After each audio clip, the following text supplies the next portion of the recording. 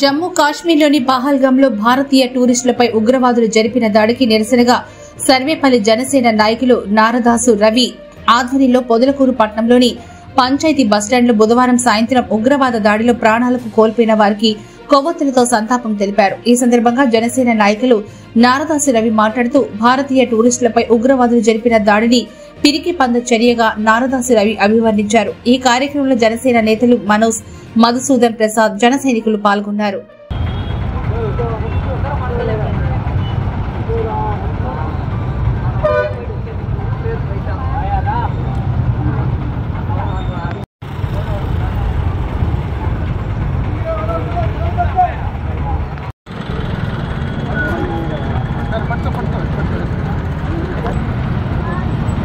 Wait పైకి రావడం లేదా పై ఉండిచ్చు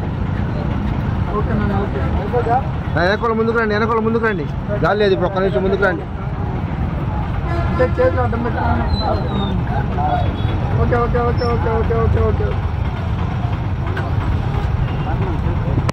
జమ్మూ కాశ్మీర్లోని పహల్గాం టూరిజం ప్లేస్కి వెళ్ళినటువంటి హిందువులపై టెర్రరిస్టులు ఉగ్రవాదులు చేసినటువంటి దాడిని నిరసిస్తూ ఈరోజు సర్వేపల్లి నియోజకవర్గం పొదలకూరులో వారికి కొవ్వొత్తులతో నివాళిని అర్పిస్తున్నాం.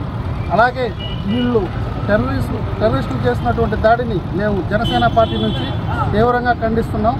మీరు పెట్టుకోక మా భారతదేశంతోనే పెట్టుకున్నారు కాబట్టి దీనికి తగువైన మూల్యం తొందరలో చెల్లించుకుంటారని మేము తెలియజేస్తూ జై జనసేన, జై పవన్ కళ్యాణ్, జై హింద్.